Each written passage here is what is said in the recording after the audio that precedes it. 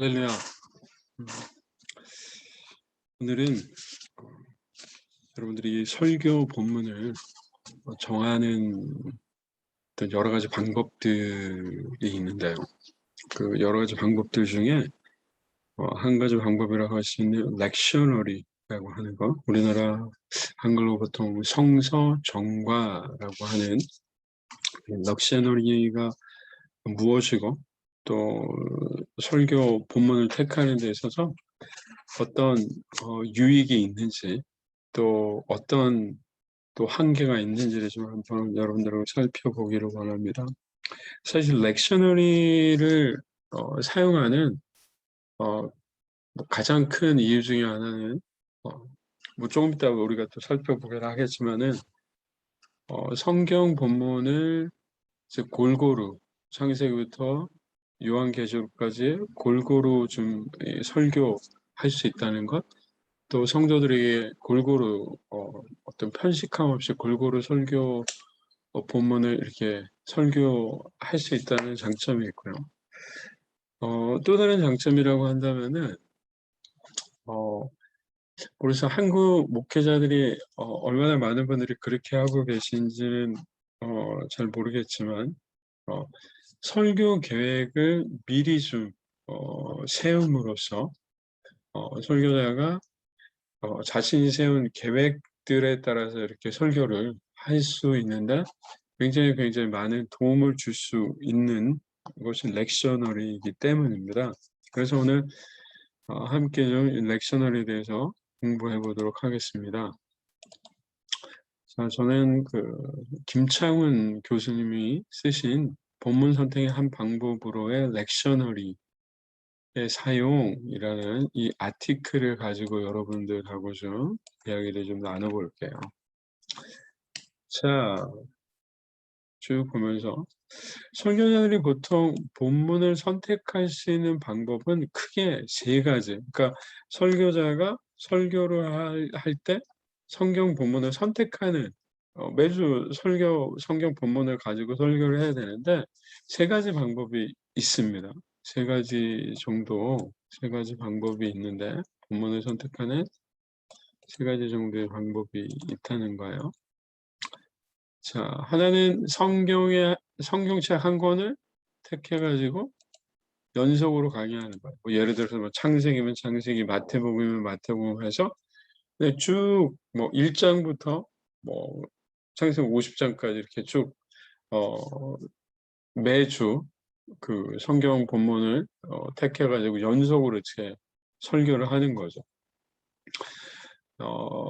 역사적으로 예배 때 연속적 읽기라고 해서 굉장히 오래된 거예요. 그래서 보통 유대교 회당에서 율법서를 전체적으로 읽기 위해 차례대로 읽어왔던 그런 관습에서 유래되었다라고 할 수 있겠고요. 예를 들어서 초대교회 설교자들이나 또 종교개혁식의 칼빈이나 스윙글 같은 사람들이 이렇게 연속 강의 설교를 했다는 거죠. 장점은 본문의 선택이 굉장히 쉬운 거죠. 사실은 뭐 다음 주에 내가 설교자가 어떤 본문을 가지고 설교를 할까 고민할 필요가 없는 거예요. 자, 그 다음에 두 번째, 아마 이게 설교자들이 가장 많이 사용하는 본문 선택 방법일 텐데, 한마디로 설교자가 임의로 본문을 선택해가지고 설교하는 거예요. 설교자가 본문을 하나 택해가지고 아니면은 뭐 매일매일 자기가 묵상을 하는 가운데 거기서 은혜 받은 내용들을 가지고 설교하는 거예요.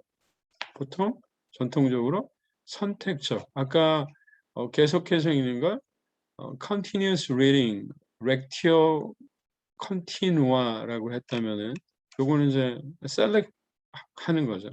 lectio select라고 selective reading이라고 이야기하는 건데, 설교자가 목회 계획에 맞춰서 또는 교인들이나 시대적 상황을 고려해서 또 특별한 주제나 목적을 정해놓고 거기에 맞는 본문을 선택해가지고 설교하는 거예요. 가장 많죠. 오늘날 목회자들이 가장 일반적으로 사용하는 건데, 자, 이제 어려움은 뭐냐?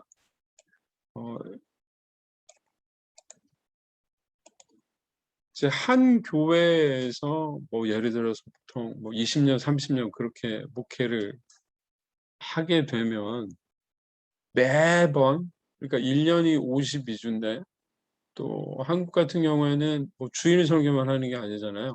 수요 예배 있고 금요철에 있고 뭐 새벽 예배 있고 뭐 이렇기 때문에 그 매번 그 설교 때마다 설교자가 임의로 본문을 선택한다는 자체가 굉장히 큰 부담으로 다가오죠. 어려움으로 다가올 수밖에 없는 거예요. 자, 그다음에 이제 세 번째 부분. 첫 번째는 계속해서 성경책을 하나 정해 놓고 쭉 연속으로 설교하는 거. 두 번째는 설교자가 임의로 본문을 선택하는 거. 세 번째는 렉셔너리라는 방법을 렉셔너리에 의존해 가지고 설교하는 방법이에요. 자, 요거가 무엇인가, 렉셔너리라는 게 무엇인가를 좀 살펴볼 텐데, 렉셔너리라는 걸 알기 위해서는 이게 이제 렉셔너리가 교회력이라는 그 교회 달력을 기반으로 해서 렉셔너리가 만들어지는 거거든요. 그러니까 먼저 우리가 렉셔너리 이전에 교회력이 무엇인가를 좀 살펴볼 필요가 있어요. 자, 교회력은 교회력은 예수 그리스도를 통한 하나님의 구원 역사, 즉 그리스도의 탄생, 사역, 죽음, 부활, 그리고 재림을 매년 시간을 정하여 규칙적으로 기념하고 재현하기 위해 교회가 정한 달력이라고 말할 수가 있습니다. 그러니까 1년에 우리가 이제 보통 달력이 있잖아요. 1월부터 12월까지. 보통 이제 그 secular calendar죠.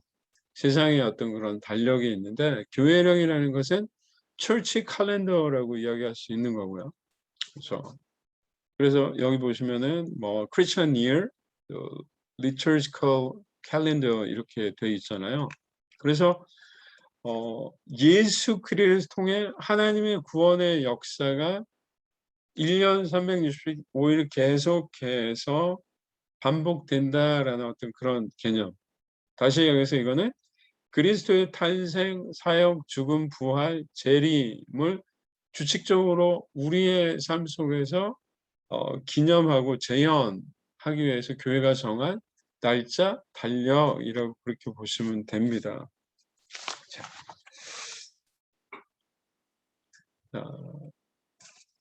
교회력이 그러니까 개신교에서 이야기하는 그 리터지컬 칼렌더, 교회 철치 이어리는 이 교회력이라는 것이 어디로부터 그러면은 좀 기인했는가 말할 수 있는 건 구약이에요. 구약 성경에 기초하고 있는데, 자, 여러분이 한번 생각해 보세요. 구약에 하나님께서는 여러 가지 절기를 주셨고 그 절기들을 지켜라라고 이스라엘 백성들이 말씀을 하셨어요.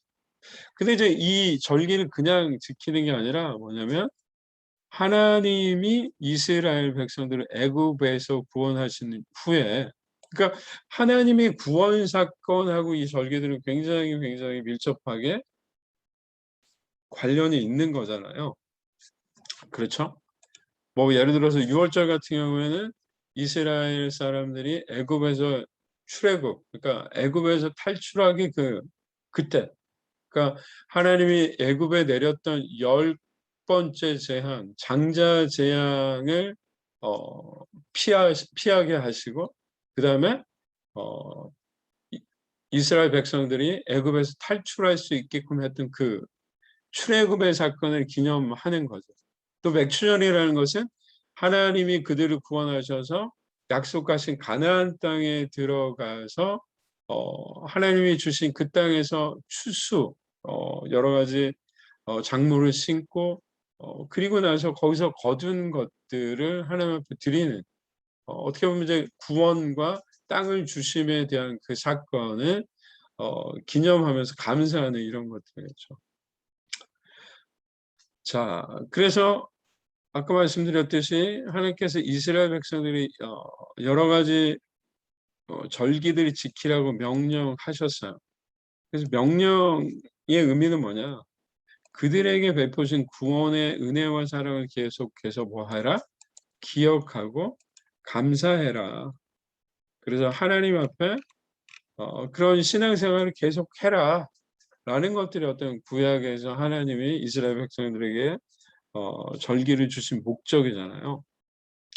마찬가지로 우리 역시 이제 신약 백성이라고 할 수도 있고 우리 역시 그리스도를 통해서 예수 그리스도를 통해서 하나님의 구원하심을 경험한 사람들이기 때문에 우리의 1년 365일이 마치 구약 백성들이 1년 365일 중요한 절기들을 통해서 계속해서 하나님이 자신들을 구원해 주신 것들에 대해서 감사하듯이 우리 역시 1년 365일을 쭉 지내면서 예수 그리스도 통해 우리를 구원하신 하나님 앞에 감사하자라는 것들. 그래서 계속해서 하나님의 구원 역사를 재현하고 감사와 감격으로 주님을 바로 섬기고 또한 미래에 완성될 종말의 어떤 종말적인 어떤 구원의 완성에 대한 소망을 살아가면서 그렇게 살 수 있도록 하는 은혜의 방편이 뭐냐? 도와주는 게 뭐냐? 그것이 바로 렉셔널이라는 거야. 교회력이라는 거죠. 자, 그런 내용들을 쭉 보시면 좋고요. 그래서 주승중 장신대 교수님이셨다가 지금 이제 인천의 주한장로교회 담임 목사로 계시는 주승중 목사님은 교회력은 우리가 계속적으로 하나님의 은혜를 받다가는 은총의 수단들 가운데 하나이기에 교회력은 단순한 교회력이 아닌 은총의 교회력이 되어야 한다라고 규정해야 한다는 거예요. 그러니까 은총이라는 건 하나님의 은혜를 받는 수단이라는 거죠. 교회력이. 자, 그러면 이제 교회력이 어떻게 구성이 되는가, 또 그 역사적으로 어떻게 교회력이 만들어졌는가를 한번 좀 볼 필요가 있는데, 제일 먼저 교회력이 시작된 거는 주일이에요. 자, 신약의 교회력의 기초이자 시작은 주일입니다.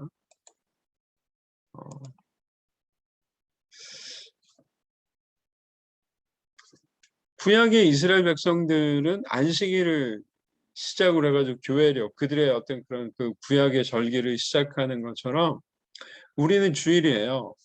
자, 그래서 구약의 이스라엘이 일곱 자들의 창조와 구원을 기념할 안식일을 지킨 것처럼 초대교회는 예수 그리스도의 사실은 부활이죠. 부활 사건을 기념하면서 안식일이 아니라 주일, 금요일이 아니라 주일날 모여서 예수 그리스도 부활을 함께 기뻐하고 하나님 앞에 예배를 드리기 시작했죠. 뭐 고린도서 16장 2절이라든가 사도행전 20장 7절 등에 등장을 하는 것들을 볼 수가 있어요. 그리고 역사적 자료들을 보면 최소한 1세기 말이나 2세기 초에 주일이 정착됐다는 것들을 알 수가 있습니다. 1세기 말이나 2세기 초 정도에 주일이 정착되었다라고 말할 수가 있겠죠. 자, 약 115년경에 이그나티우스라는 사람이 편지를 썼는데 거기에 보면은 안식일을 지키지 않고 그리스도와 그의 죽으심 때문에 주일을 지킴으로써 그들의 삶과 우리의 삶을 빛나게 하였다라는 뭐 이런 내용들이 등장하는 것들을 보면서 이미 이게 아까 말씀 115년경에 쓰여진 글이니까 이건 이제 2세기로 접어드는 거지만 그러니까 2세기 초니까 1세기 말 이때부터 2세기 초간에 이미 기독교인들이 주일을 성수하고 있었다라는 것들을 알 수가 있어요. 그리고 이제 주일이 공식적으로 휴일이 된 때가 321년 컨스탄틴 황제에 의해서 휴일이 되었다고 합니다. 그런데 이때도 여전히 농사 짓는 사람들은 휴일, 쉬는 날 이 규정에서 제외가 됐다가 363년 라오디게아라는 곳에서 회의가 열렸고 여기서 주일 예배를 의무화하고 주일 노동을 정죄하기로 그렇게 결정이 됐다고 해요. 그러니까 이제 완전히 로마에서는 주일은 무조건 예배를 드려야 되고 노동을 해서는 안 된다라고 이렇게 결정이 된 거죠. 자, 아까도 말씀드렸듯이 그러면 주일에 그리스도인들이 모여서 뭘 했냐? 예배를 드리는데 그 예배를 드리는 이유는 뭐예요? 그리스도께서 부활하셨기 때문이라는 거죠. 자, 그리스도의 삶과 죽음을 기념하기도 했죠. 무엇보다 그들은 모여서 예수님의 부활을 기념하고 축하하고 기뻐했죠. 그리고 그것은 뭐예요? 단순하게 부활뿐만 아니라 예수님께서 약속하셨잖아요. 다시 오겠다라고. 그렇기 때문에 장차 부활하신 주님이 장차 진행 완성된 영광스러운 그런 날들을 소망하는, 그러니까 부활에 대한 기쁨을 함께 나누고 또 장차 예수님이 다시 오실 것이야 라는 소망, 기쁨과 소망을 함께 그렇게 나누는 자리였다라는 거예요. 그래서 매 주일은 A Weekly Little Easter라고 해서 작은 부활절이었다라고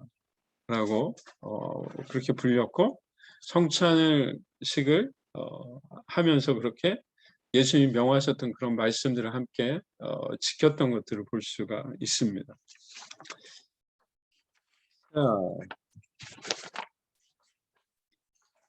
그다음에 교회령이라는 게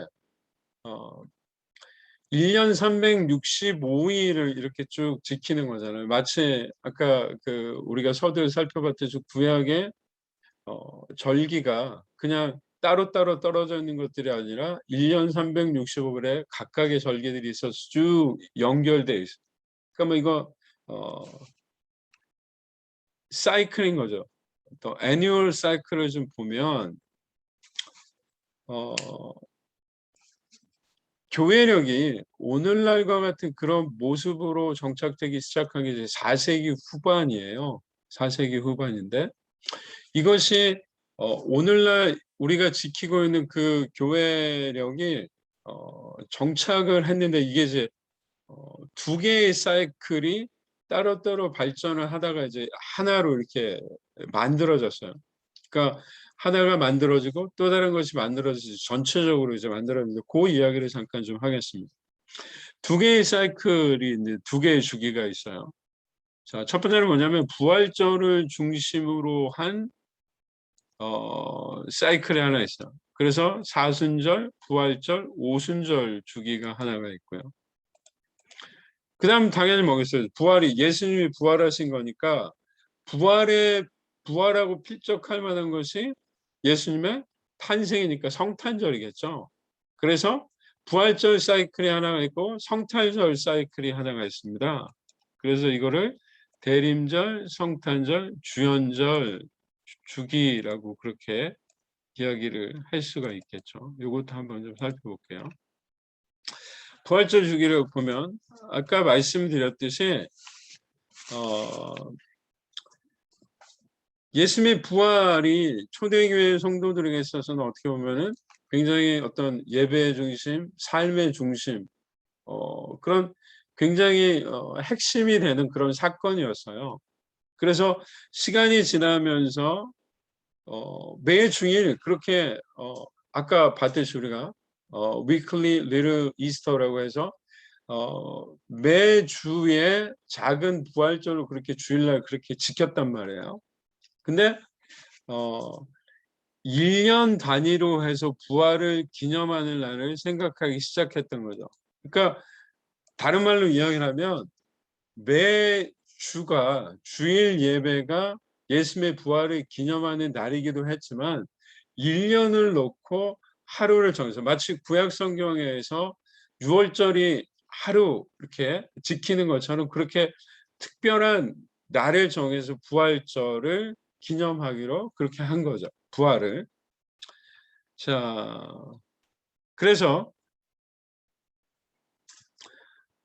아까 말씀드렸듯이 구약의 이스라엘의 주기로 그러니까 1년을 주기로 절기를 지켰던 것에 근거해서 그렇게 했는데요.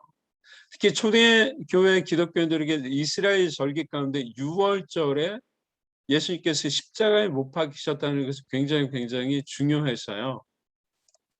이건 뭐 당연하겠죠. 왜냐하면은 초대교회의 많은 사람들이 유대인들이었고 여전히 어떤 그런 유대적인 전통들을 가지고 있었기 때문에 그렇습니다. 자, 그래서 초대교회는 유대인의 절기인 6월절에 부활절을 지키게 되었고 명칭도 6월절, 즉 파스카라고 해서 넘어간다. 패스오버라는 뜻을 여전히 사용을 하게 되었어요. 그래서 기록에 따르면은 늦어도 2세기 초부터 이 부활절에 관련된 부활을 기념하는 6월절이 지켜졌고, 그리고 부활절은 1년 중 가장 큰 주일이 되었다는 거예요. 아까 우리가 여기서 봤던 거 생각나시나요? 부활절이 매 주일이 작은 부활절이었는데 매주일 52주 중에 이제 가장 하루를 1년 주기 중에 하루를 부활절로 정했고 그것이 가장 큰 주일이 된 거죠. 그 매 주일과는 구별된. 그래서 Yearly Grace Sunday라고 되었고요. 일주일의 중심이 주일이었던 것처럼 모든 절기의 중심이 뭐가 된 거이 1년 중 가장 큰 주일인 부활절이 된 거죠. 그래서 부활절을 중심으로 기독교 교회력의 이제 연 주기가 이제 만들어지기 시작하는 어떤 그런 이제 기초가 된 거죠, 이것이. 자, 부활절을 언제 지켜야 하는가, 뭐 이런 논쟁들에 대해서는 여러분들이 나눠드린 이 아티클을 좀 읽어주시면 좋을 것 같고요. 어쨌든 부활절에 대한 논쟁, 날짜에 대한 논쟁에 쭉 있다가 320년 니케아 종교회에서 유대교 6월절과는 다르게 부활절은 주일에 지켜야 한다라고 그렇게 결정을 했어요. 주일날 부활절을 지켜라. 그래서 뭐 6월절과 주일의 입장을 모두 고려하여 충분히 지난 후 첫 만월후 첫째 주일에 지키도록 결정한다. 그래서 이것을 양력으로 하면 3월 20일부터 4월 25일 사이에 뭐 이렇게 오게 된다라고 되어 있어요. 그래서 여러분들이 가만히 매년 부활절이 날짜가 바뀌어요. 그러니까 크리스마스는 12월 25일이라고 딱 이렇게 못 박혀져 있는데 부활절은 계속해서 매년 날짜가 바뀌는 이유가 여기에 있어요. 그러니까 6월절을 지켜야 된다. 주일날 6월절에 부활절을 지켜야 된다. 아니다 주일날 부활절을 지켜야 된다. 이 두 가지 입장들을 고려하면서 날짜를 정한 게 아니라 어떤 그런 이제 그 기간 언제부터 언제 사이에 부활절이 오도록 하자라고 이렇게 되면서 매년 부활절의 날짜가 바뀌는 것을 우리가 볼 수가 있죠. 자, 처음에 이제 부활절이 이제 지정이 되고 나서, 그러니까 부활절에 대해서 이야기를 하고 나서 사람들은 부활절에 예수님의 여기 보시면 고난, 죽으심, 부활을 통합적으로 그렇게 기념을 했어요. 그러니까 부활절 하루에 예수님이 삶에 대해서 모두 다 그렇게 생각을 했고 부활절 자체가 예수님의 삶을 전체적으로 통합적으로 기념하는 절기였어요. 자, 그런데 이제 4세기의 교회력이 이게 등장하기 시작하면서 예수님의 삶을 지키는 그 절기를 부활절로 통합되어 있던 것들이 이제 조금 세분화하기 시작하게 됩니다. 왜냐하면 주님의 부활을 매년 기념하는 초대 그리스도인들에게 부활절 하루의 행사로 예수님의 그 놀라운 죽음에서 다시 일어나신 그 부활의 기쁨을 나누기에는 이제 너무 만족할 수 없었던 거예요. 그래서 부활의 감격과 기쁨을 실주 또는 50일의 기나긴 기간으로 표현했어요. 자, 그래서 그 시기를 위대한 50일, A Great 50 Days라고 이렇게 불렀다고 합니다. 그래서 이 50일이 뭐가 됐냐? 부활절 절기가 된 거예요. 절기가. 마치 유대인들이, 구약의 유대인들이 6월절부터 보통 우리가 아는 초실절, 맥추절, 칠실, 오순 뭐 같은 이야기잖아요. 오순이라는 게 순이 10일인데 오순이니까 50일을 의미하듯이. 그래서 구약의 유대인들이 6월절부터 초실절까지 50일 동안 출애굽에 대한 감사의 축제로 지켰던 것하고 비슷한 거죠. 그러니까 6월절과 초실절 사이 그 50일을 하나님 앞에 출애굽을 허락하신 하나님에 대한 감사의 축제로 지켰던 거하고 비슷하게 기독교인들도 부활절을 중심으로 해서 50일 동안의 그 시기를 그렇게 지켰다는 거예요.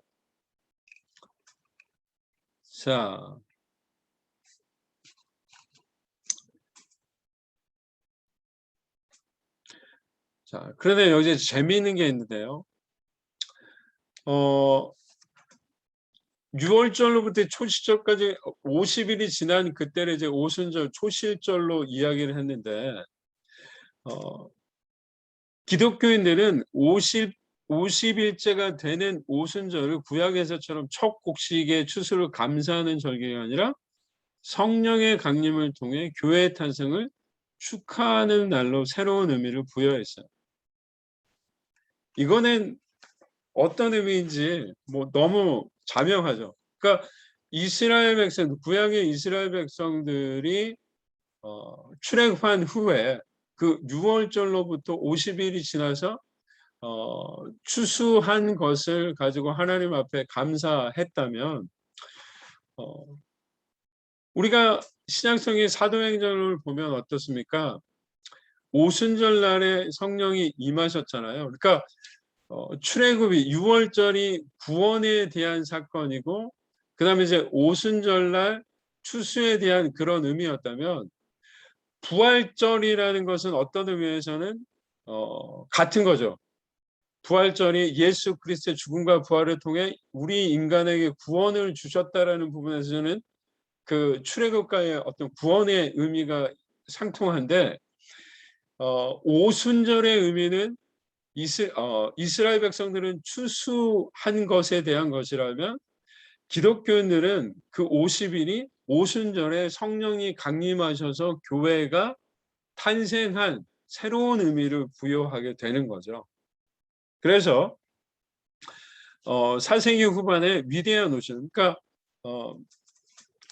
부활절로부터 50일이 되는 그 마지막 날 주일을 오순절 성령 강림 주일이라고 이렇게 따로 부르게 되었다는 거예요.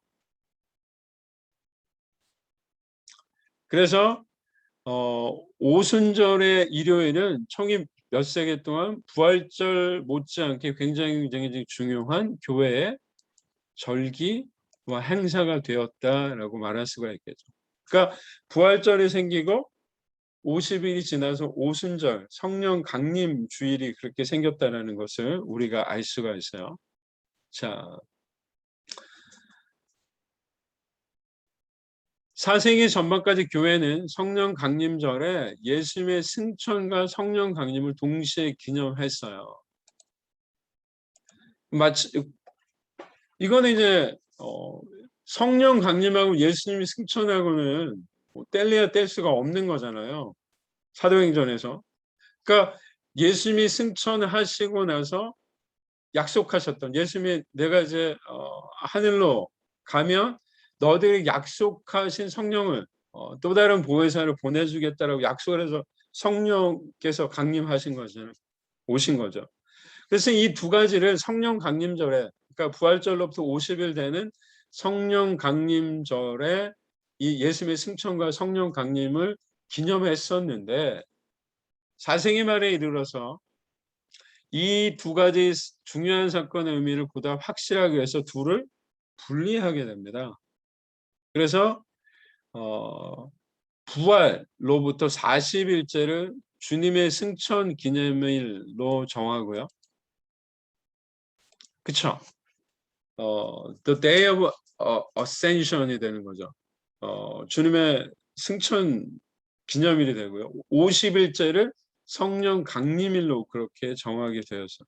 그러니까 부활절 하나만 있었던 게 부활절과 오순절 성령 강림주일이 생겼고, 성령 강림주일에 예수님의 승천이 같이 있다가 또 갈라져서 세 개가 된 거죠. 그래서 부활절이 있고, 부활절로 40일 이후에 예수님의 승천 기념일이 있고, 그 40일로부터 10일, 50일, 부활로부터 50일째 성령 강림절이 그렇게 있었다라는 세 가지로 나뉘게 된 것을 알 수가 있어요. 자, 그다음에 이제 우리가 중요하게 봐는 게 이제 사순절인데, 초대교회는 매주일 모여서 예수님의 부활을 그렇게 기뻐했고, 그다음에 1년 중에 하루를 굉장히 중요하게 그 부활절로 이렇게 기념을 했어요. 근데 부활절을 기념하는 대표적인 행사가 세례였죠. 침례였단 말이에요. 저 같은 경우도 이제 캐나다에서 목회를 할 때 저희 교회 같은 경우는 따로 이렇게 침례탕이 있지 않아서 그냥 이제 약식 세례를 주게 됐는데, 저희 같은 경우에도 1년에 2번 세례를 줬어요. 이제 첫 번째가 바로 부활절에 세례를 주고, 그다음에 이제 성탄절에 세례를 그렇게 2번 그렇게 줬습니다. 그래서 그 부활절에 세례를 주는 것이 최근에 어떤 그런 그 교회의 행사가 아니라 이미 초대 교회로부터 있었던 그런 어떤 그런 그 성례였던 것들 우리가 알 수가 있죠. 그래서 부활절을 기념하는 대표적인 행사가 세례였는데, 그것은 구약의 이스라엘이 홍해를 통과함으로써 노예에서 해방되고 구원받은 것처럼 교회도 세례를 통해 그리스도와 함께 장사되고 새롭게 영원한 생명을 얻는 것으로 믿었기 때문이죠. 그러니까 사도 바울 같은 경우에도 고린도전서에서 이스라엘 백성들이 홍해를 건넌 것을 침례를 받았다라고 이야기하고 있는 것들을 볼 수가 있어요. 자, 또 계속 보겠습니다. 자, 이와 같이 세례와 같은 부활절, 세례와 관련 있는 부활절을 맞이하기 위해서 초대교회 성도들은 자연스럽게 자신을 돌아보고 점검하는 준비 기간을 갖추게 되는데, 그것이 사순절이에요. 그러니까 부활절에, 그러니까 아까 부활절로부터 이후에 일어난 것들이 예수님의 승천절과 그리고 오순절이었잖아요. 아까 그 오순절 성령 강림 주일을 이야기를 했어요. 그런데 이제 반대로 이제는 부활절 뒤가 아니라 부활절 앞으로 이 부활절에 침례를 하는데, 침례를 받는 사람들뿐만 아니라 이 부활의 날에 침례와 같이 예수 그리스도와 함께 장사되고 영원한 생명을 얻는 어떤 그런 그 성례를 집행하는 어떤 그 부활의 날을, 부활절을 준비하기 위한 부활절 이전의 기간들이 필요했던 건데, 그것은 뭐라고 이야기한다? 사순절이라고 이야기하는 거야.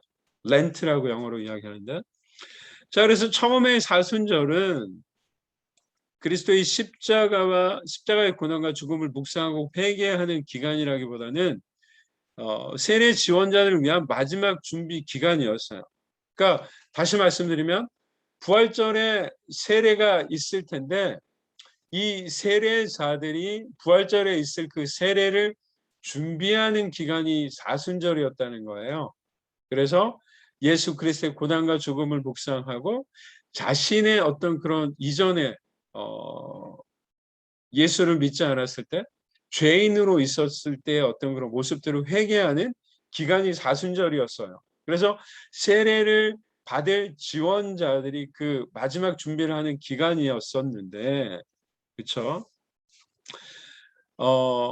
이 어거스틴 때 이르러서는 세례와 상관없이 모든 그리스도인들이 주님의 고난과 죽음을 묵상하며 회개하고 참회하는 기간으로 발전하게 됩니다. 자, 그렇게 되죠. 그리고 또 이제 한번 생각해 보세요. 313년에 콘스탄틴에 의해서 이제 기독교가 완전히 그 로마에서 자유롭게 이제 그 받아들여지게 되는데, 그렇기 때문에 그 4세기 초 이럴 때는 어땠을 것 같아요? 굉장히 많은 사람들이 이제 교회로 몰려오게 되면서 굉장히 많은 그 부활절의 그 행사 때 굉장히 많은 사람들이 침례를 그렇게 세례를 받았을 거예요. 그런데 이제 시간이 쭉 지나면서 5세기, 6세기에 이르게 되면은 유아 세례가 늘어나고 성인 세례를 받는 사람들이 압도적으로 줄어들었겠죠. 왜냐하면 이제 너무 많은 사람들이 이미 세례를 받았기 때문에 세례받을 성인들이 이제 많지 않은 거예요. 대신에 새롭게 태어나는 유아들이 세례를 받게 되는 거죠.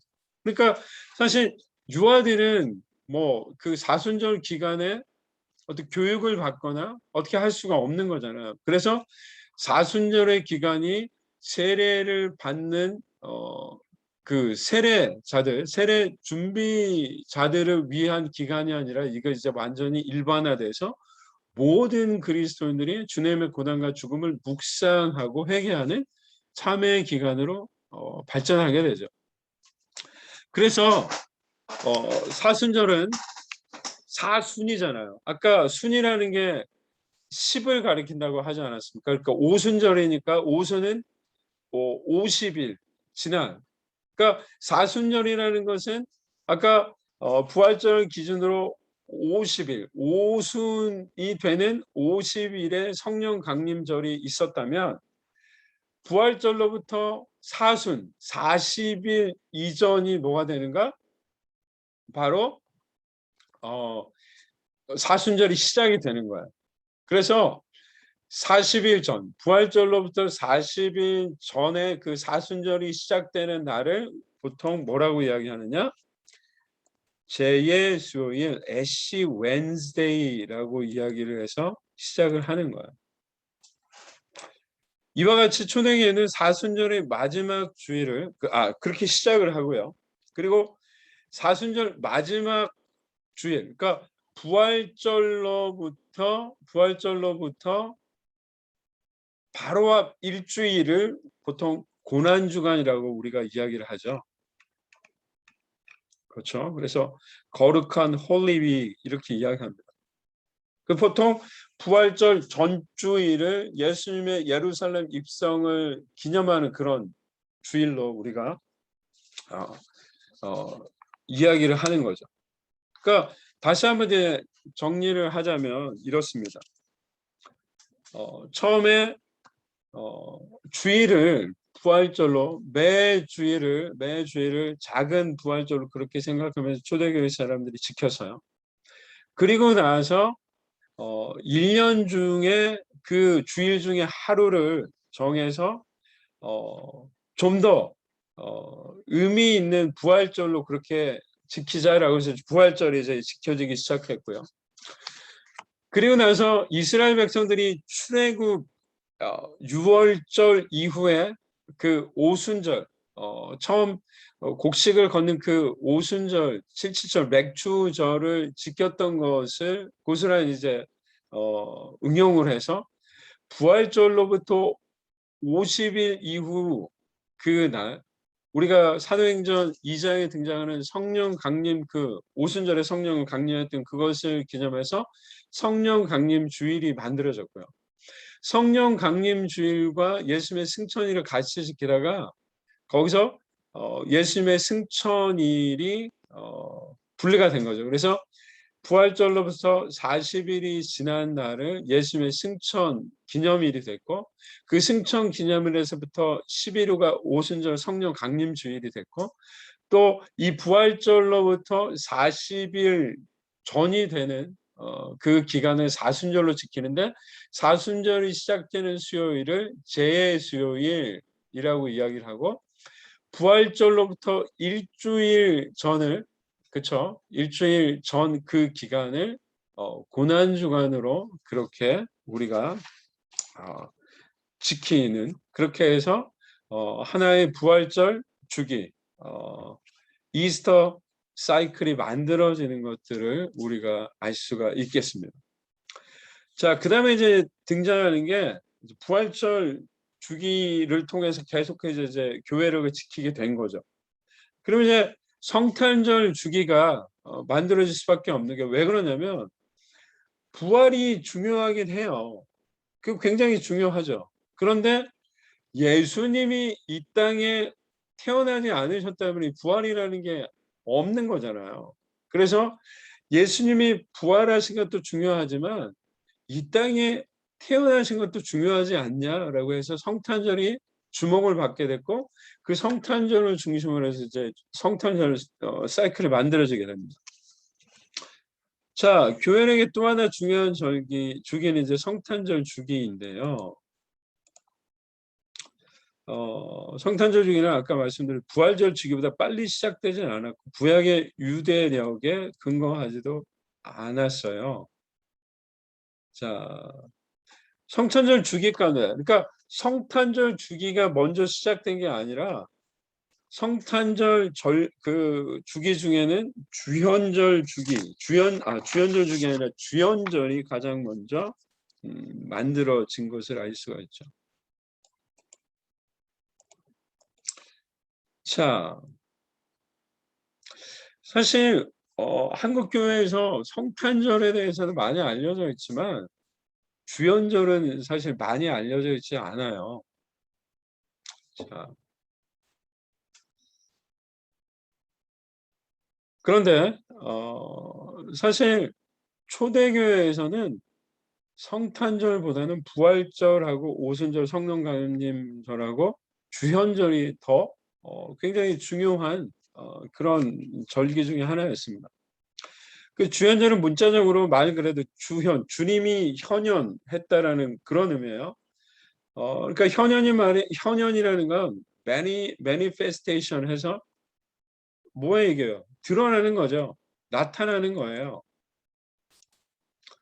하나님이신 예수 그리스도께서 이 땅에 오셔서 사람들에게 드러내심을 기념하는 절기인 거예요. 자,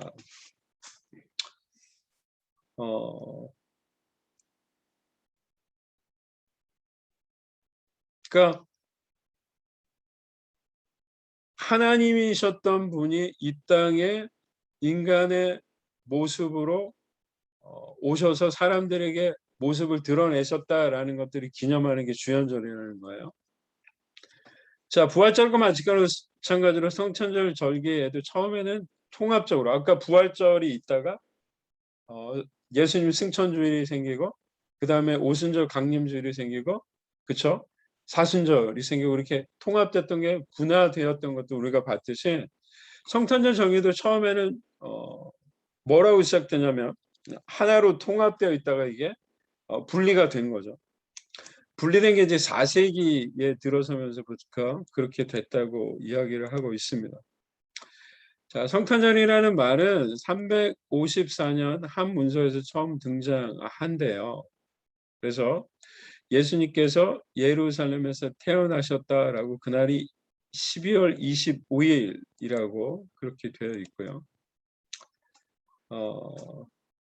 385년 4세기 말에 크리스토스톰이라는 초대 교부가 안디옥 성도들에게 설명하면서 우리가 성탄절을 지킨 지 얼마 되지 않았다, 뭐 이런 이야기를 하면서 그러니까 4세기 말에 성탄절에 대해서 이야기를 하고 있는 것들을 우리가 볼 수가 있죠.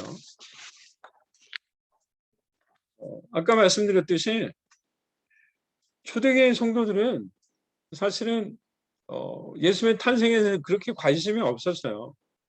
왜냐하면 그들에게는 죽으셨던 주님께서 부활하셨던 그 부활의 날이 너무도 중요하고 굉장히 중요했기 때문입니다. 자, 그러면 이제 초대교회 사람들이 그리스도 탄생에 관심을 가지고 어떻게 주연절과 성탄절을 지키게 되었는가를 볼 텐데요. 자, 2세기 이후에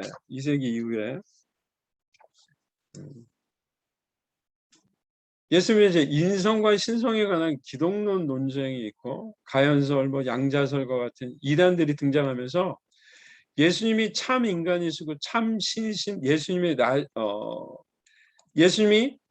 그러니까 하나님이신 동시에 인간이셨다라는 어떤 그런 기독론 논쟁 속에서 이제 마침내 이제 그것이 확정이 되고 나서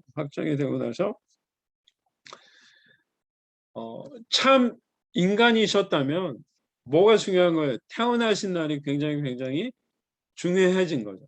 그러니까 참 인간이면서 참 신이신 예수님의 나신과 현현, 그러니까 신이신 하나님이 인간에게 자신을 드러내신 그 현현이 굉장히 중요하기 때문에 그것을 분명히 하고 그것을 기념하는 절기가 필요하다라고 생각을 했던 거예요. 그래서 성탄절은 예수님의 인성을, 예수님이 인간이라는 사실을 드러내는 것을 기념하는 절기가 됐고, 주연절은 예수님의 신성을 확인하고 기념하는 절기라고 할 수가 있는 거죠. 다시 말씀드리면 2세기 이후에 등장했던 기독론 논쟁 속에서 예수님이 참 인간이고 참 신이다라는 사실을 기념하는 그런 절기가 필요했고, 거기서 성탄절과 주연절이 만들어지게 되었다, 기념하게 되었다라는 것들을 알 수가 있겠습니다. 자, 그래서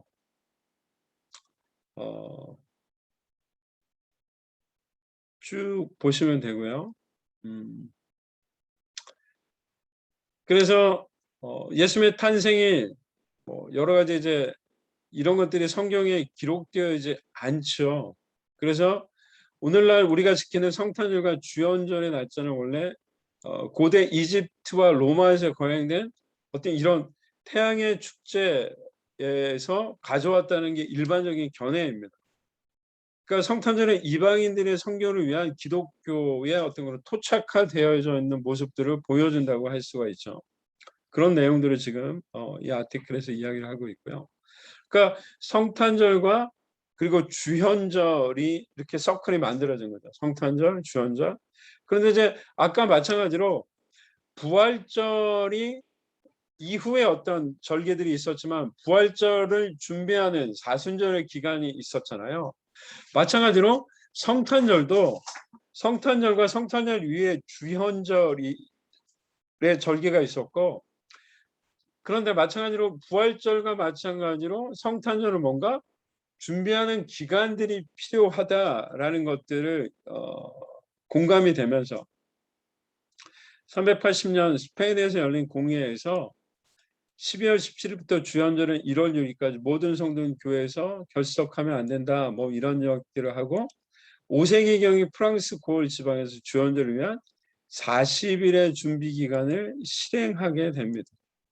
그래서 성탄절과 주연절을 준비하는 기간을 우리는 대림절, 주님의 오심을 기다리는 어드벤트라는, 렌트가 어떤 사순절이라면 이제 어드벤트는 대림절을 지키겠고, 대림절이 성탄절 절기의 서클에 들어가게 되는 거죠. 그러니까 4주 동안, 그래서 4주간을 결정한 게 11세기라고 그렇게 추측을 하고 있습니다. 그리고 나서 이제 4세기 말에 교회력이 이제 완성이 되게 되는데요. 4세기 이후에 이제 2개의 절기가 추가가 되는데, 하나는 삼위일체 주일이고요. 성인들의 기념일 이런 것들이 추가가 되었다고 합니다.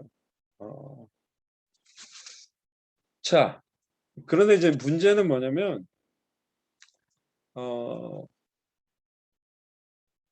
4세기 이후에 교회에서 성모 마리아를 중심으로 한 성자들의 추기를 교회력에 집어넣기 시작하는 거예요. 그러니까 쉽게 이야기를 하면 교회 개혁이라는 것이 예수 그리스도의 고난과 죽으심과 부활, 탄생 이것을 가지고 하나의 어떤 그런 그 일련의 주기를 사이클을 만들었던 것에 뭐 마리아가 들어가고 뭐 베드로가 들어가고 여러 가지 어떤 교회에서 그 정한 성자라고 하는 사람들의 축일, 기념일이 이제 뭐 들어가는 거야. 그 제가 캐나다에 있을 때 샌 패트릭스 데이라고 해서 패트릭이라는 성자, 그 이제 아일랜드의 이제 성자인데 그 사람을 기념하는 어떤 그런 축제를 지키는 것을 이제 매년 봤는데 이제 초록색 옷을 입어요. 그러면서 이제 여전히 이제 그런 그 초대교회 성자를 축하했던 그런 축일이 지금까지 남아 있는 거죠. 근데 이제 이렇게 되면서 문제가 뭐가 되냐면 그리스도의 탄생과 고난과 부활과 이 예수 그리스도를 근간으로 만들어졌던 교회력에 성자의 축일들이 들어오면서 그 근간 자체가 무너져 버리는 거죠. 그래서 결국 어떻게 되냐면 루터나 쯔빙길 같은 종교개혁자들이 주일과 주님과 관계된 축일만 남기고 성자들의 축일을 없애자 이렇게 된 거죠. 그리고 결국은 시간이 지나면서 부활절과 성탄절만 남게 되고 개혁가들에 의해서 그 개혁가들 이후에 교회력이 개신교 내에서는 굉장히 소홀하게 다루어지게 되죠. 그리고 어떻게 보면 이제 그것이 한국 교회에도 여전히 어떤 그런 전통들이 남아 있는 것들을 볼 수가 있겠습니다. 자, 여기까지 잠깐 이제 봤고요. 그래서 아까 말씀드렸던 성탄절 주기, 성탄절 전에 4주간의 대림절이라고 하고 주현절이 있고요. 1월 6일입니다. 그래서 쭉 보고 이제 사순절이 있고요.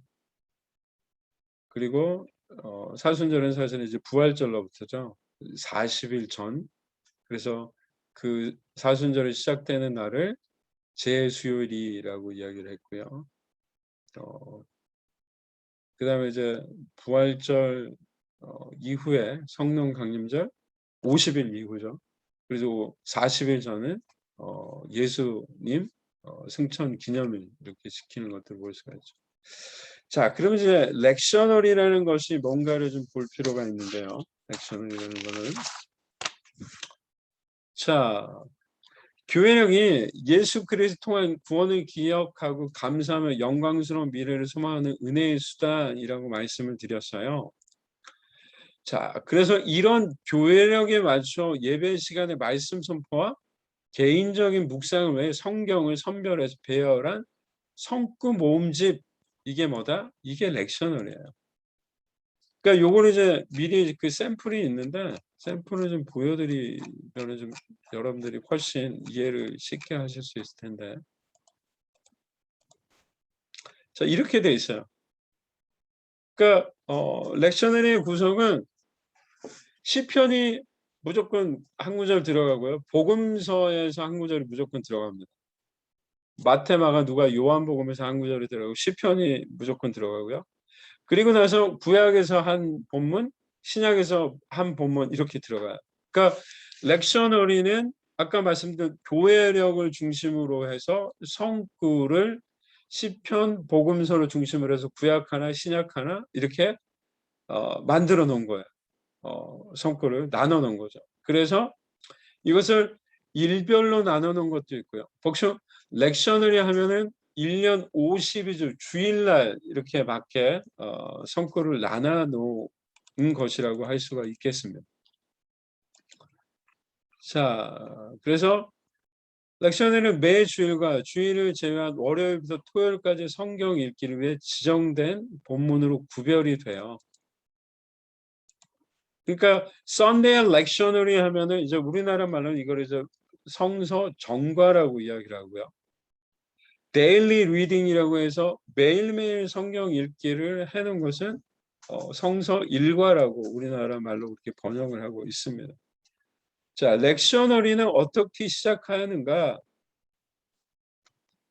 자, 보통 렉셔너리에 대한 증거들이 4세기 말이 처음 등장을 하게 되죠. 자, 그래서 이 388년에 안디옥에 아까 우리가 봤던 크리스토스톰이라는 사람이 이렇게 렉셔너리를 가는 언급을 했다고 하고요. 암브로시우스라는 밀란에 죽였던 사람도 이런 내용들을 쭉 하고 있고요. 자, 이렇게 초대교회 전통이 쭉 이어오다가 중세시대 교회는 여러 개의 렉셔너리를 제작해서 사용을 했대요. 그래서 7세기, 8세기 이런 것들이 있었던 것들을 쭉 볼 수가 있고요. 자, 근데 아까 말씀드렸듯이 교회력이 예수님의 탄생과 고난과 부활을 근간으로 하다가 성자들의 축일이 들어오면서 굉장히 그게 혼란스럽게 됐다고 했잖아요. 그런 말씀들을 드렸어요. 근데 중세시대의 렉셔너리, 교회력을 근간으로 한 렉셔너리를 가지고 잘 활용을 했었는데 종교개혁 이후에 렉셔너리가 사용되지 않게 됩니다. 그거는 아까 말씀드렸듯이 종교개혁 이후에 교회력이 더 이상 개신교회에서 환영을 받지 못한 이하고 똑같아요. 말씀드렸듯이 교회력이 근간이 되는 예수님의 그 생애 대신 성자들의 축일이 들어옴으로 교회력이 문제가 생겼듯이 교회력에 문제가 생기다 보니까 교회력의 근간 렉셔너리 역시 사용하지 않았다라는 거. 자, 그래서 이런 상황에서 종교 개혁자들이 본질이 상실된 렉셔너리를 어떻게 해요? 배척하는 당연한 결과였겠죠. 쭉 보시면 되고요. 그래서 약 300~400년 동안 부활절과 성탄절을 제외한 다른 교회력이나 렉셔너리에 대한 관심이 거의 없었어요. 그러다가 20세기에 들어오면서 장로교회 본사인 스코틀랜드 교회가 예배 회복 운동을 추진하는 과정에 1940년에 공식적으로 렉셔너리, 교회력과 렉셔너리를 채택했고요. 그런데 여기서는 이제 대부분의 성자들의 축일을 배제하고 그리스도의 생애와 구속사를 중심으로 한 교회력을 회복하고자 했대. 그래서 교회력을 따라 2년 동안 주일 아침과 저녁에 사용할 성구들을 렉셔너리, 교회 렉셔너리를 그렇게 구성을 하게 됐다고 합니다. 쭉 보시면 되고요.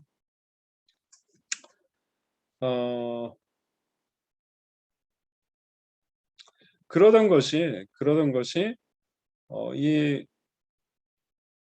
스코틀랜드에서 만들어진 렉셔너리가 그렇게 영향력을 발휘하지 못하고 있어서 그러는 것이 1962년, 65년 이 렉셔너리를 천주교회에서 어떤 교회 현대화 일치라는 어떤 그런 목표를 수행하는 과정에서 이 교회력과 렉셔너리를 다시 부활시키는 어떤 그런 과정을 거치게 됩니다. 그래서 거기 보면 이제 설교의 직무는 가장 충실하고 바르게 이행되어야 한다는 어떤 설교에 대한 중요성들을 다시 한번 여기 제2차 바티칸 공의회에서 그런 이야기들이 논의가 되면서 렉셔너리의 제정을 추구하게 되죠. 그래서 1964년에 여러 가지 렉셔너리 그동안에 있었던 것들을 쭉 연구하기 시작해서 약 5년이 지난 1969년에 로마 미사 성서 일과라는 것을 만들어내게 됩니다. 그렇죠? 그래서 보통 이것을 미사 독서 예식서라서 OLM 뭐 그렇게 경표하게 되고요. 근데 이제 아까 말씀드렸듯이 로마 카톨릭에서 이제 이 렉셔너리를 만들어 되게 교회력에 근거해서 렉셔너리를 만들게 됐는데 자신들의 그런 기독교 역사 속에서 성자들의 기념일 때문에 교회력이 배척받았던 것들을 인정하고 렉셔너리에 굉장히 이제 그 성자들의 추계를 제외한 그 예수 그리스도의 생애를 기반으로 하는 그런 것들을 만들어내게 되죠. 뭐 그런 OLM 아까 말씀드렸던 로마 미사 성서 일과를 1969년에 그렇게 만들어냈던 것들이 쭉 계속 이제 발전이 되고요.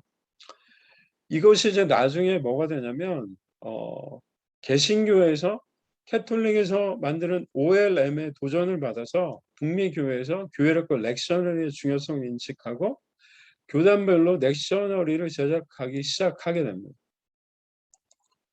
그래서 뭐 여기저기 이렇게 쭉 되다가 1978년에 뭐 3월에 모든 교단들이 수용할 수 있는 그런 교회력과 렉셔너리를 만들기 위한 위원회가 만들어지고요. 약 4년여의 시간이 흐른 뒤에 공동 렉셔너리, 커먼 렉셔너리를 만들게 되죠. 그런데 이제 이 커먼 렉셔너리가 그냥 계속 사용된 게 아니라 1992년에 개정을 하게 돼요. 그래서 현재 우리가 사용하고 있는 게 The Revised Common Lectionary에서 RCL이라고 해서 1962년에 개정 공동 렉셔너리가 이렇게 완성이 되게 되죠. 이런 것들이 쭉 보시면 될 것 같고요. 자, 그러면 이제 한국 교회에서는 렉셔너리에 대해서 어떤 관심을 가지고 있는가? 한국 교회에서는 1978년에 박근원 박사께서 한국 기독교 장로 예식서의 3회 일체력에 따른 렉셔너리를 소개했고 지금까지 사용하고 있고요.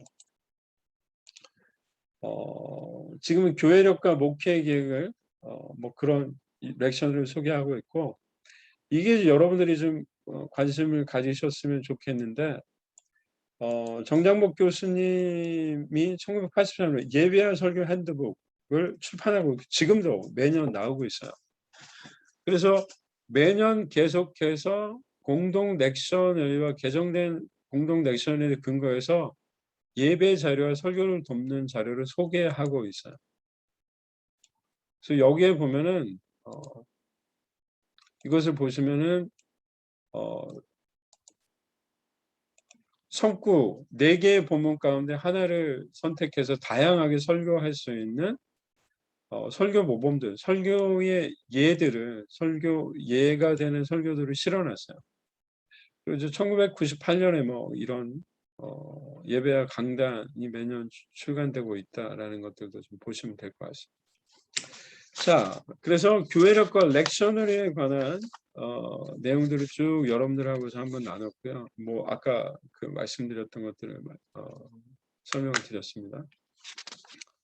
자, 그래서 대림절 첫 번째 주일, 두 번째 주일, 세 번째 주일, 네 번째 주일. 그래서 성탄절로부터 4주를 대림절이라고 이야기했잖아요. 그래 나서 이제 성탄절 다음에 뭐가 되느냐? 성탄절 후 첫 번째 주일, 두 번째 주일 이렇게 되는 거죠. 그리고 그 다음에 이제 주연절이 오게 되는 거고요. 그 다음에 주연절 후 첫 번째 주일 뭐 이런 식으로 쭉 되는 겁니다. 쭉 되죠. 자, 사순절 같은 경우에는 재수요일 날 시작을 하죠. 그래서 돌아오는 게 이제 첫 번째 주일이 되고 두 번째 주일 쭉 돼서 성목요일, 그다음에 성금요일이 있고요. 이제 부활절이 있습니다. 그러니까 요 부활 주일 한 주간을 보통 우리가 이제 고난 주간으로 그렇게 지키죠.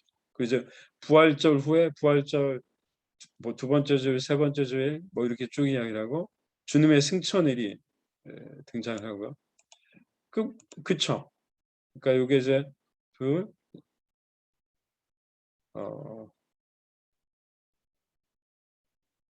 그러니까 이게 지금 한 주, 두 주, 세 주, 네 주, 다섯 주잖아요. 그러니까 다섯 주니까 5, 7에 35가 되는 거고요. 5, 7에 35니까 승천주일이 40일째잖아요.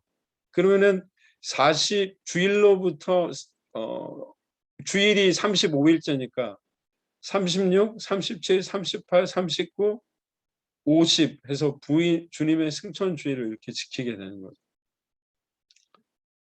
40일째. 36, 37, 38, 39, 40일째 이렇게 지키게 되는 거죠. 그다음에 부활절이 있고요. 이거 오순절이 되는 겁니다. 자, 좀 보시면 되겠고요. 자, 뭐 이렇게 그러면 이제 넥셔너리를 이게 무조건 좋은 거냐? 그렇지는 않아요. 뭐 인간이 만든 거기 때문에 좋은 것도 있지만 약점도 분명히 있습니다. 몇 가지를 살펴보면 자, 먼저 렉셔너리는 하나님께서 구약의 이스라엘에게 구원 역사 관련 여러 절기들을 명령에 기대했던 것처럼 그리스도의 생애와 구속사와 연결된 교회력에 근거한 넥시를 잘 활용해요. 메시지를 선포하면 성도들이 그리스도 안에는 구원의 은혜를 기억하고 회복되는 유지하는 데 도움이 되죠. 그래서 이것을 교회력에 대해서 목사님들이 성도들에게 가르칠 필요가 있는 거예요. 그래서 여러분들이 매일매일 살아가는 거, 매주 주님 예배를 드리는 것 자체가 그냥 같은 어떤 행위의 반복이 아니라 예수 그리스도 안에서 그 은혜를, 구원의 은혜를 매번 기억하고 또 회복하는 어떤 그런 삶 속에 있다라는 것들을 깨닫게 하고 그렇게 살아갈 수 있게끔 그런 관점을 가지고 그들의 삶을 바라볼 수 있게끔 해주는 게 필요한 거죠. 자, 그다음에 아까 말씀드렸듯이 저희가 이제 성경 읽기에 대해서 맨 그 서두에 세 가지를 이야기를 했어요. 첫 번째는 뭐였냐면은 책을 정해 가지고 쭉 읽는 거 하나 이야기를 했고, 두 번째는 어 설교자가 임의로 특정 본문을 정하는 거였고, 세 번째가 렉션을 따르는 거였는데, 첫 번째 방법은 뭐 나쁘지는 않아요. 나쁘지는 않은데 예를 들어서 시편 같은 경우라든가, 그 시편 같은 경우에는 비슷한 시편들이 연속으로 모아져 있는 부분이 많죠. 시편 145편에서 150편에 이런 뭐 할렐루야 시편 같은 경우에는 비슷한 이야기가 계속된단 말이에요. 근데 매주 그런 비슷한 내용을 다르게 설교하기가 좀 쉽지 않은 거죠. 뿐만 아니라 레위기 같은 또 욥기 같은 본문을 가지고 연속적으로 설교하는 거가 사실은 쉽지가 않은 거죠. 그런 또 어려움들이 좀 있어요, 연속적으로. 근데 또 이제 특정 본문을 가지고 설교를 하게 되면 뭐가 있느냐? 편식할 가능성이 있죠. 여기 이제 나오네요. 그래서 누구나 좋아하는 본문과 주제가 있기 마련이기 때문에 성도들을 편식하게 할 가능성이 높아요. 그러니까 저 같은 경우에 이제 8년 정도 목회하면서 제가 이제 설교문을 작성을 하고 컴퓨터에 그 세이브를 할 때 폴더를 만들어 놓고 설교 날짜, 설교 제목, 성경 본문을 이렇게 그 폴더에 이렇게 어 이름을 그렇게 달아 놓는데 1 년을 이제 쭉 보면 이제 52개의 52개나 53개 이제 폴더가 쭉 있는 거예요. 그래서 이제 거기에 성경 구절들을 쭉 볼 수 있지 않습니까, 한눈에? 근데 지금까지 설교했던 것들 이렇게 클릭해서 보면 저는 주로 이야기 본문이 많아요. 그러니까 저도 나름대로 렉셔너리를 따른다고 했지만 때로는 이제 거의 많은 경우 이제 제가 원하는 특정 본문들을 가지고 설교를 하다 보니까 이야기 뭐 오경이라든가 또 복음서라든가 이런 이야기 중심의 본문들을 택하고 있었던 걸 알 수 있어요. 어떤 의미에서 제가 이제 성도들을 좀 편식하게 했던 거죠. 그런데 렉셔너리는 성경 전체를 골고루 다루고 있기 때문에 골고루 설교할 수 있는 그래서 체계적인 균형 잡힌 설교를 할 수 있게끔 도와주죠. 뿐만 아니라 아마 설교를 하시는 분들은 느끼겠지만 매주일 성경 본문, 설교할 본문을 찾는 게 굉장히 어려운 일이에요. 근데 이제 렉셔너리를 따라가다 보면은 굳이 성경 본문을 이렇게 찾아야 되는 어려움들을 좀 해소할 수가 있죠. 자, 그리고 이제 두 번째가 이제 여기 이제 그 두 번째로 되어 있지만 이제 세 번째로 보면 같은 본문을 설교하는 주변에 있는 어떤 목회자들과 함께 설교 준비를 같이 할 수 있는 장점이 있어요.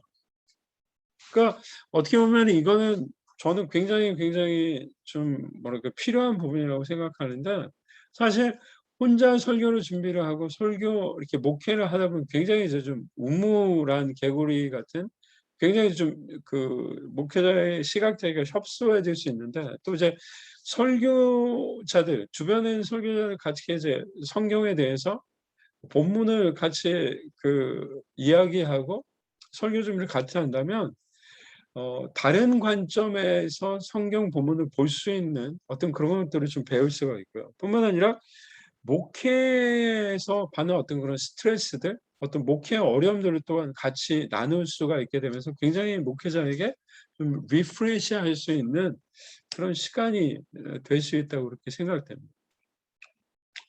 자, 그러면 이제 한계와 문제가 있는데 어 어떻게 보면 이제 매주일 아무 일 없이 지나가기도 하지만, 때로는 사회적으로 어떤 커다란 문제가 뭐 이슈가 있기도 하고요. 또 교회 내에 어떤 문제들이 일어나기도 하죠. 뭐 어떤 분이 돌아가신다거나, 그쵸? 뭐 어떤 분이 아프다거나. 그러니까 어떤 사회적 이슈와 사건들을 민감하게 반영을 설교에는 해야 되는데 그러기가 쉽지 않은 거예요. 왜요? 렉셔너리는 이미 본문이 정해져 있기 때문에. 그래서 어 그런 플렉서빌리티, 어떤 사회적 이슈나 사건들, 교회의 어떤 그런 사건들, 이슈들을 반영하기가 좀 어렵다라는 게 한계가 있고요. 자, 뿐만 아니라 우리나라에는 이제 다른 나라에 없는 교회 문화, 또 국경일, 뭐 광복절이라든가 3.1절, 명절, 추석이나 설 같은 게 있잖아요. 이런 것들이 또 렉셔너리를 이제 외국에서 만들어진 거다 보니까 그런 것들이 이제 반영이 되지 않아 있는 그런 한계들이 있어요. 자, 뿐만 아니라 어 렉셔너리를 그러면은 이런 한계가 있다고 해서 어 사용하지 않을 거냐? 사용해야죠. 왜냐하면은 한계에 대한 부분들 보완을 한다면 이 렉셔너리를 사용하는 건 설교를 어 굉장히 건강하게 할 수 있는 굉장히 좋은 보조 도구임에 분명하기 때문입니다.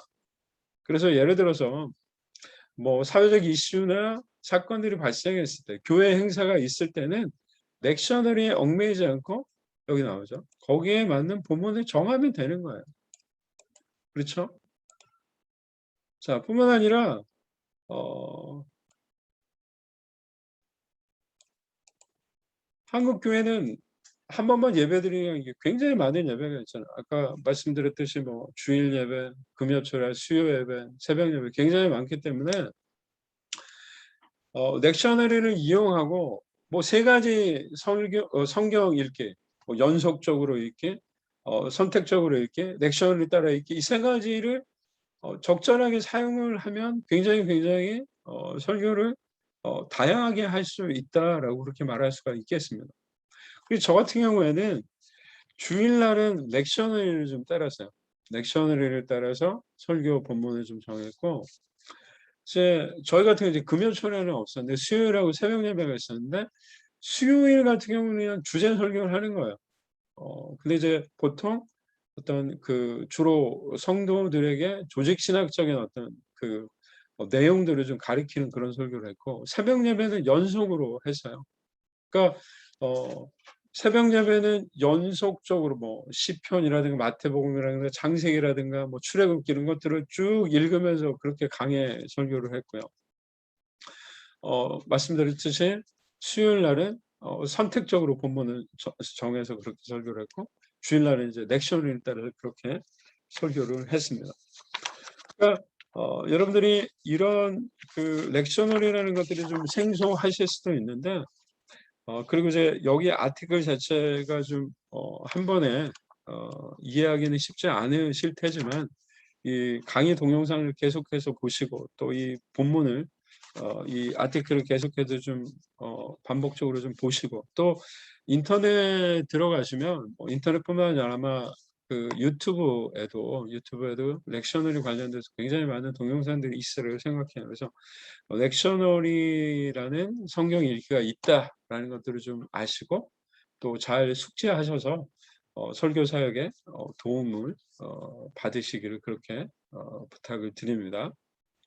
자, 지금까지 렉셔널에 대해서 그렇게 알아봤고요. 렉셔널을 통해서 여러분들의 설교 사역이 더욱더 풍성해지시기를 그렇게 어, 축복합니다. 자, 오늘 강의는 이것으로 마치도록 하겠습니다.